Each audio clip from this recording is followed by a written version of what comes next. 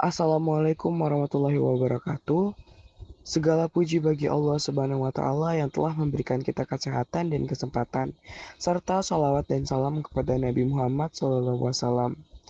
Pada kesempatan yang berbahagia ini, kami kelompok 1 kelas 9F yang beranggotakan Agus, Jaler, Venita, Ara, Shira, dan Damar akan mempresentasikan tentang dinasti Mughal di India, salah satu kekhalifahan Islam yang sangat berpengaruh di wilayah Asia Selatan. Saya akan memulai dengan masa awal berdirinya dinasti Mughal.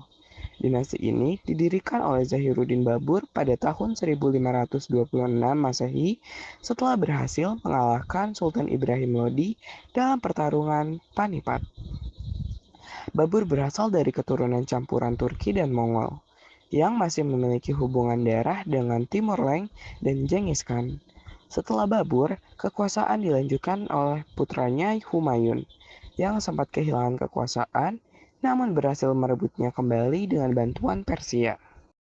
Masa kemajuan 1556 sampai 1712. Saya akan melanjutkan ke masa kejayaan dinasti Mughal. Masa ini terjadi terutama pada pemerintahan Akbar, Jahangir, dan Shah Jahan. Akbar dikenal sebagai pemimpin yang adil dan toleran terhadap berbagai agama. Ia bahkan menghapuskan pajak jizyah bagi non-muslim.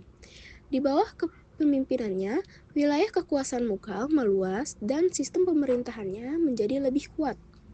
Lalu, pada masa Shah Jahan, dinasti ini mencapai puncak kemegahan dalam bidang arsitektur.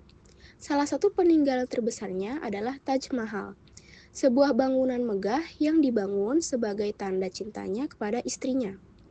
Ini adalah masa di mana dinasti Mughal menjadi kekuatan besar di India dengan budaya, seni, dan ekonomi yang berkembang pesat. Masa kemerosotan 1712 Masehi sampai 1837 Masehi. Setelah masa kejayaan, dinasti Mughal mulai mengalami kemerosotan. Penyebab utamanya adalah perebutan kekuasaan antara anggota keluarga kerajaan dan lemahnya kepemimpinan setelah masa pemerintahan Aurangzeb.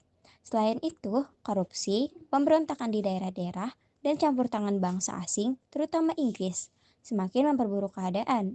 Banyak wilayah yang dulunya tunduk pada Mughal mulai melepaskan diri. Bahkan beberapa pemimpin daerah mendirikan kekuasaan sendiri. Pada periode ini, kekuasaan dinasti Mughal hanya tinggal nama saja. Sementara kekuatan sebenarnya berada di tangan penguasa lokal dan kolonial. Saya akan melanjutkan ke masa kehancuran dinasti Mughal. Pada masa ini, ditandai dengan berkuasanya Bahadur Shah II yang menjadi kaisar terakhir. Pada tahun 1857, terjadi pemberontakan India melawan Inggris dan Bahadur Shah II dianggap terlibat. Setelah pemberontakan gagal, Inggris menangkap dan mengasingkannya ke Burma. Dengan kejadian ini, berakhirlah dinasti Mughal secara resmi, dan India menjadi wilayah jajahan Inggris. Meskipun berakhir tragis, dari dinasti Mughal kita bisa mengambil banyak keteladanan loh, seperti semangat toleransi dan keberagaman dari Akbar, kecintaan terhadap ilmu dan seni, kemajuan dalam administrasi, dan pembangunan infrastruktur. Saya akan menutup presentasi ini dengan beberapa informasi tambahan. Dinasti Mughal bukan hanya kerajaan biasa, tapi juga pencipta peradaban besar yang meninggalkan banyak warisan. Di antaranya adalah arsitektur megah seperti Taj Mahal, Benteng Merah, dan Masjid Jama. Sistem pemerintahan yang rapi dan adil, seni lukis, dan sastra yang berkembang. Pengaruh besar dalam penyebaran Islam di India.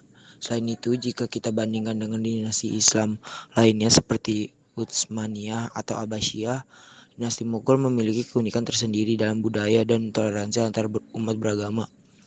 Sekian presentasi dari kami, semoga bermanfaat dan bisa menambah wawasan kita semua. Wassalamualaikum warahmatullahi wabarakatuh.